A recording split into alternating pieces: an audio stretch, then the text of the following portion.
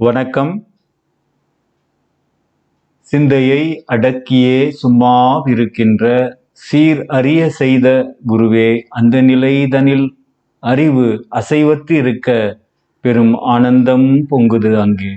இந்த பெரும் உலகமிசை எடுத்த பல பிறவிகளுள் இறுதி பயனாகிய சந்ததமும் எனை மறவாத சாந்த வாழ்வளித்தோய். என் சந்தோஷ செய்தி இதுவே. அனைவருக்கும் எனது இனிய வணக்கங்களையும் வாழ்த்துக்களையும் தெரிவித்துக் கொள்கிறேன். தவம் அப்படிங்கிற ஒரு வார்த்தை இப்போ பரவலா எல்லா இடத்துலையும் கேட்கப்படுது. அதை சொல்லி கொடுக்கறதுக்கும் தீட்சை கொடுக்கறதுக்கும் நிறைய குருமார்கள் இருக்கிறாங்க. இந்த சூழ்நிலையில உண்மையில தவம் முதல் முறையா கத்துக்கும் பொழுது என்ன நடக்கும், இதை நம்ம முதல்ல தெரிஞ்சுக்க வேண்டியது ரொம்ப அவசியமா இருக்குது. அதுக்கு நம்மளை தயார்படுத்திக்கிட்டு தவத்துக்கு போனோம் அப்படின்னா இன்னும் நல்ல அதுல ரிசல்ட் எடுக்க முடியும். நாம பஞ்சபூதங்களால் இணைக்கப்பட்ட ஒரு லிவிங் பீயிங் அப்படிதான் நம்ம சொல்லிக்கிறோம். அதாவது 5 பூதங்களின் தன்மாற்றத்தால அது ஒருங்கிணைப்பால ஏற்பட்டிருக்கிற உடல் அமைப்பையும் உயிர் அமைப்பையும் கொண்டவங்க மனித இனம். இதுல நாம ஒவ்வொரு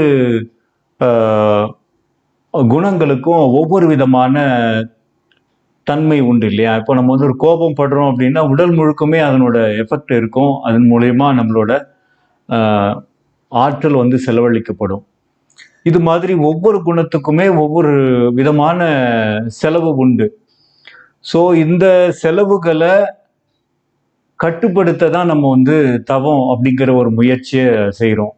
இதை நம்ம முதல்ல நல்லபடியாக புரிஞ்சுக்கணும். இந்த புரிதல் தான் முதல் முக்கியமான ஒரு விஷயம்.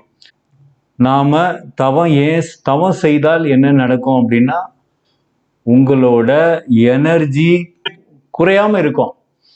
ஆனா அதை அதிகப்படுத்தணும், அதை தக்க வச்சுக்கணும் அப்படின்னா தவத்தை மட்டுமே கெட்டியா பிடிச்சுக்கிட்டா போதாது. தவத்தோட சேர்ந்து நம்மளை ஆராய்ச்சி பண்ணவும் செய்யணும். நம்மளோட குணங்களை சீரமைக்கணும். அப்படி நம்ம சீரமைக்கும் போதுதான் நம்மளோட இழப்புகளை நம்ம சரி செஞ்சுக்க முடியும். இழப்புகள் வராம காப்பாத்திக்கலாம், அல்லது இழந்ததை நம்ம திரும்பி ரீப்ரொடியூஸ் பண்ணிக்க முடியும். ஸோ இதுக்கு தவத்தை கத்துக்கிறதுக்கு முன்னாடியோ ஒரு தீட்சை வாங்கறதுக்கு முன்னாடியோ அது எத்தகைய தவம், அந்த முறையில நமக்கு உடல் பாதிப்பு என்ன மாதிரி இருக்கும், மனது ரீதியான செயல்பாடு எப்படி இருக்கும், உடல் ரீதியான செயல்பாடு எப்படி இருக்கும் அப்படிங்கிறத நாம முதல்ல தெரிஞ்சுக்க வேண்டியது ரொம்ப ரொம்ப அவசியம். ஸோ சூழலை எப்படி கையாள முடியும் அப்படிங்கிறதையும் நம்ம தெரிஞ்சுக்கணும். பொதுவாக ஒவ்வொரு மனிதனுக்குமே ஒவ்வொரு குணம் மேலெழும். ஒருத்தருக்கு ஆசை மேலெழலாம், ஒருத்தருக்கு கோபம் மேல அதிகமா இருக்கலாம், ஒருத்தருக்கு சமநிலையிலே எப்பவுமே இருப்பாங்க. ஆனா இன்னொரு மனிதரை பார்த்து பொறாமை குணம் அதிகமா இருக்கலாம், நெகட்டிவ் தாட்ஸ் அதிகமா வர்றவங்களா இருக்கலாம். இது மாதிரி பலவிதமான ஒரு சிலருக்கு காம ரீதியான எண்ணங்கள் அதிகமா இருக்கலாம். ஸோ இந்த மாதிரி பலவிதமான எண்ணங்கள் ஒரு மனிதனோட வாழ்க்கையில அலை மாதிரி வந்துகிட்டே இருக்கும். தொடர்ந்து கடல் அலை மாதிரி தான் இது. ஸோ அது மாதிரி தொடர்ந்து எழும்பி அடங்கி எழும்பி அடங்கி எழும்பி அடங்கி இப்படிதான் அது செயல்படும். ஸோ இந்த நிலையை நம்ம முதல்ல ஆராய்ச்சி பண்ணி தெரிஞ்சுக்கணும். நம்ம கிட்ட என்ன குணம் அதிகமா இருக்குது, எந்த குணம் அதிகமா என்னிடத்துல இருந்து வெளிப்படுது அப்படிங்கிறத நான் எப்போ தெரிஞ்சுக்கிட்டேனோ அப்பதான் நான் அங்கிருந்து ஜாக்கிரதையோட அந்த விஷயத்துல இருந்து விலக முடியும். ஸோ அதுக்கு இந்த தவம் உதவி செய்யும். ஸோ தவம் உதவி செய்யும். எப்போ ஆரம்பத்திலேயே உதவி செய்யுமா? கண்டிப்பா உதவி செய்யாது. ஆரம்பத்துல உங்களோட எந்த குணம் மேல் எழுந்திருக்கிறதோ அந்த குணமே திரும்ப திரும்ப மேலும் அதிகமாக எழ ஆரம்பிக்கும். ஸோ இதனோட என்னடா நம்ம தவம் மெடிடேஷன் தான் போறோம், பட் ஆனா எனக்கு என்னோட பழைய குணமே திரும்பி திரும்பி வந்துட்டு இருக்குதே, அதிகமா ஏற்படுதே அப்படின்னு நம்ம யோசிக்க தோணும். பட் உண்மைய அதுதான். உங்களோட எந்த இடத்துல நம்மளோட எனர்ஜி வெளியேற முடியுமோ அந்த வழியா தான் உங்களோட ஆற்றல் மிக வேகமாக வெளியேற துவங்கும். அது கோபமா இருக்கலாம், அல்லது ஆசையா இருக்கலாம், அல்லது ஒரு விருப்பமா இருக்கலாம், அல்லது ஒரு தீய குணங்களா இருக்கலாம், நம்ம முறையற்ற பால் கவர்ச்சியா இருக்கலாம். இந்த மாதிரி எந்த மாதிரியான அதாவது நம்மளோட பொறாமை எண்ணங்களா இருக்கலாம், அல்லது சூழலை பார்த்து நம்ம மயங்குற ஒரு எண்ணமா இருக்கலாம், சூழலா இருக்கலாம். இது மாதிரி எந்த மாதிரியான விஷயமா இருந்தாலும் அது உங்களோட பலகீனம் அப்படின்னு நீங்க புரிஞ்சுக்கணும். அந்த பலகீனத்தின் வழியா தான் நீங்க சேர்த்து வைக்கக்கூடிய எனர்ஜி உடனே வெளியேறும். ஸோ இது மாதிரி தான் முதல்ல நடக்கக்கூடிய ஒரு விஷயம். ஸோ இந்த டெஸ்ட்ல இருந்து நீங்க பாஸ் பண்ணாதான் அடுத்த நிலைக்கு போக முடியும்.